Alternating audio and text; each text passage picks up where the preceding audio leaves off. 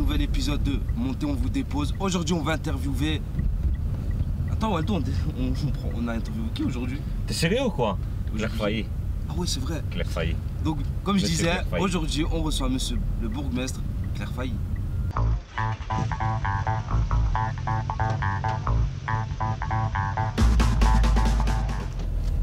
Bah, bonjour, bienvenue. Bonjour, merci. Vous allez bien? Je vais très bien, il fait super chaud. Ouais. C'est l'été à Scarbeck et c'est très agréable. Ces derniers jours, il fait très bon. On va pas se plaindre. Hein. Non, on se plaint toujours. Hein. Quand il pleut, on se plaint. Quand il fait froid, on se plaint. On va pas se plaindre quand il fait chaud. Hein. Pour tous les jeunes de l'univers, ce message universel. Juste pour commencer, pour les personnes qui ne vous connaîtraient pas, vous pouvez juste vous présenter en quelques mots.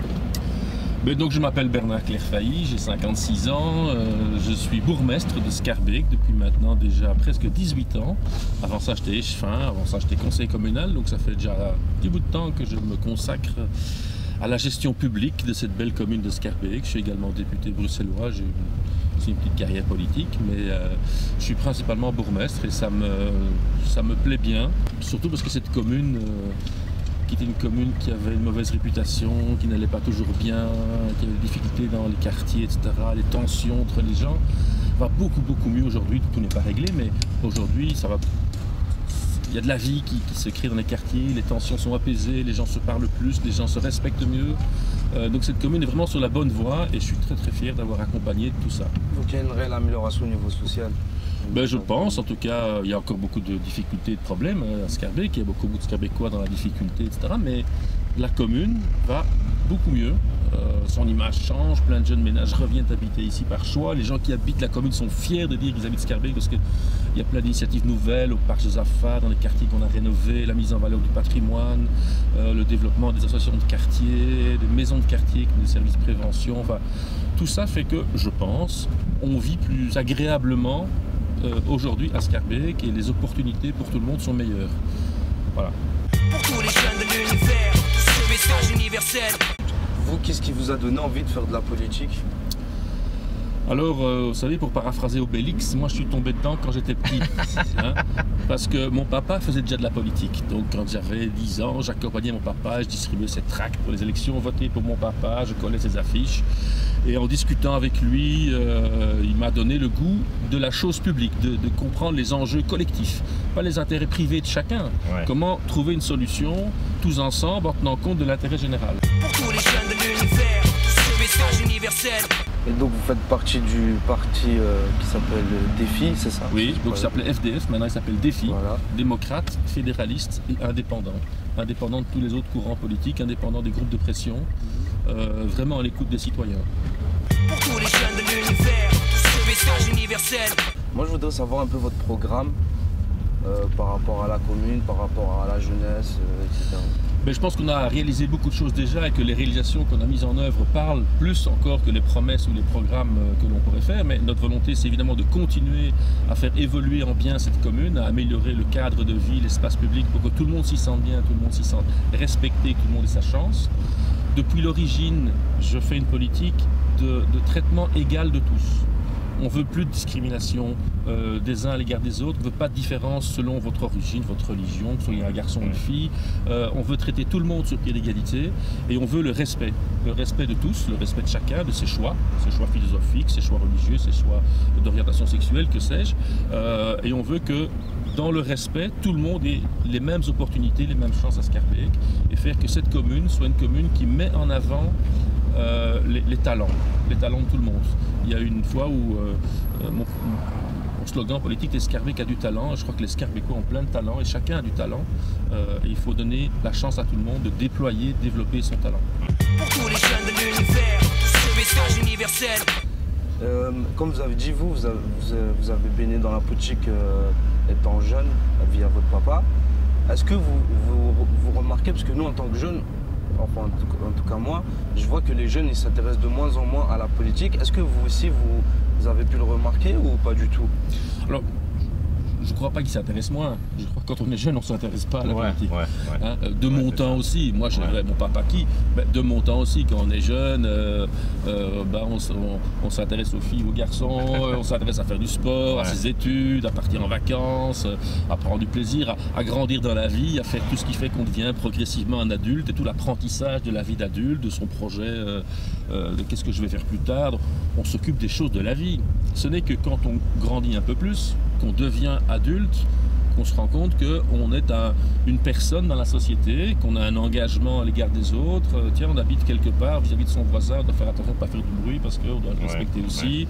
Tiens, j'ai acheté une bagnole, la garer c'est un peu compliqué parce que tout le monde a une bagnole, si on a tous une bagnole, on ne sait pas tous la mettre dans la rue. Ouais, c'est ça. Ah tiens, je dois payer des impôts, à quoi ça sert les impôts, ou je dois mettre mon gosse à la crèche, j'ai pas de place en crèche. Donc, tout ça, c'est des aspects de la vie qui viennent un peu plus tard. Donc quand on est jeune, je comprends, hein, quand on est jeune, on a évidemment des choses qui nous touchent plus que la vie politique. Mais ça vient progressivement, et puis il y en a qui sont un peu plus tôt intéressés à ces choses-là pour l'une ou l'autre raison.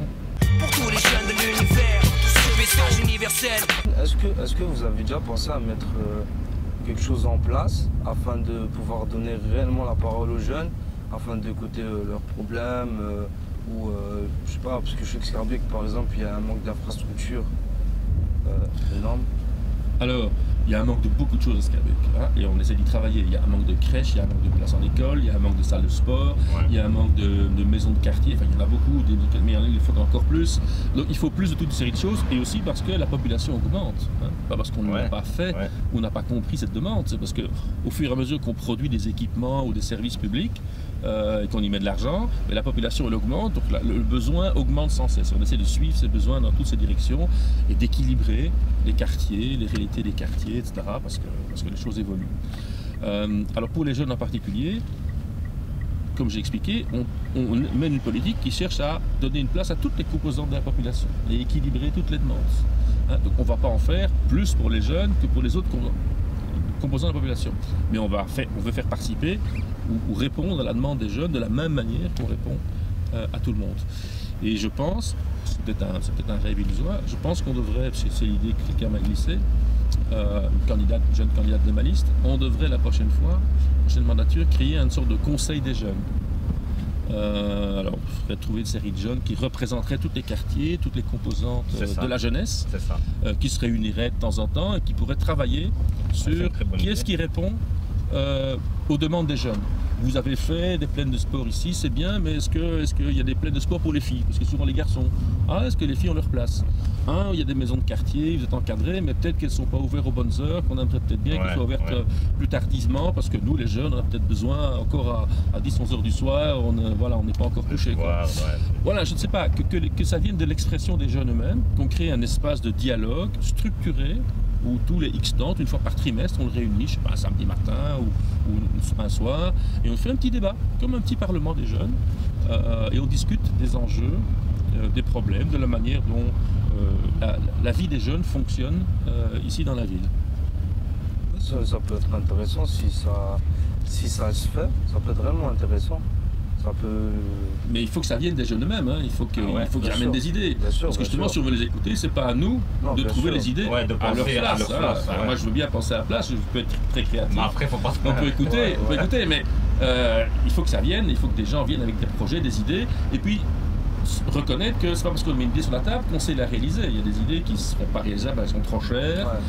Si quelqu'un me dit moi je veux un grand terrain de foot à la rue Josaphat, ben non, il n'y a pas de place pour en mettre. Donc voilà, on sait faire juste un petit équipement au parc Rasquinet, un petit équipement de foot, mais on ne sait pas faire un grand terrain. Donc on doit tenir compte des contraintes de la ville et des contraintes financières et puis des lois et des choses comme ça. Mais on est prêt à travailler sur tout ce qui peut améliorer le confort de vie, le plaisir de vivre de toutes les composantes de la population et des jeunes en particulier. Pour tous les jeunes de l'univers, ce message universel.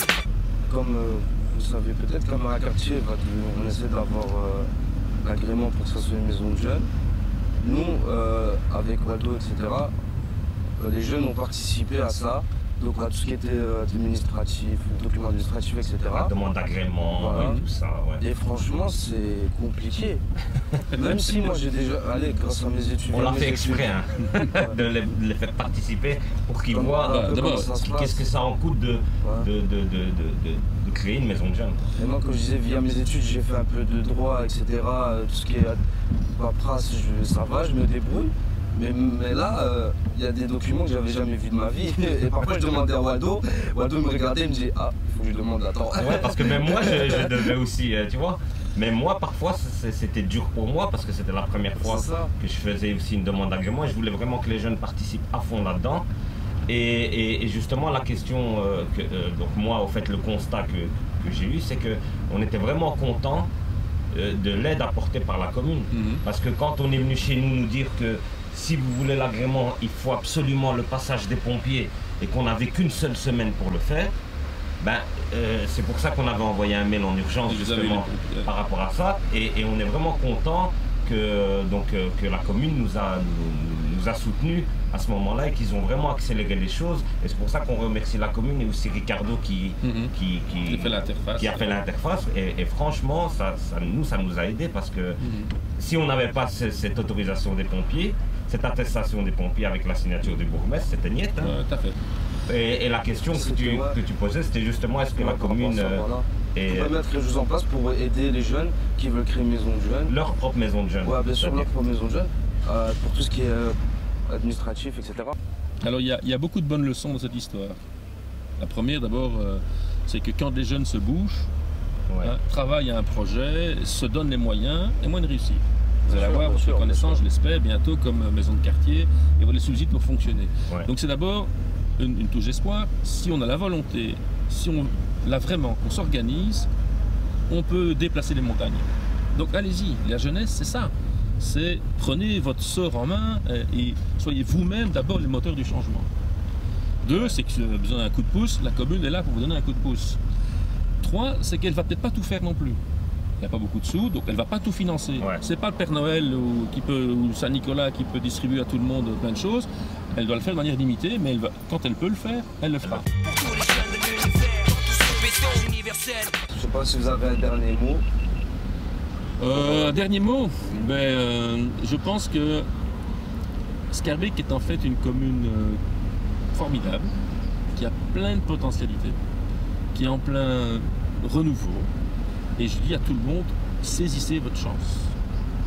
Soyez avec nous, avec les politiques, soit moi ou les autres, j'en sais rien, tout le monde, les co-créateurs du cadre de vie dans lequel vous voulez vivre, évoluer.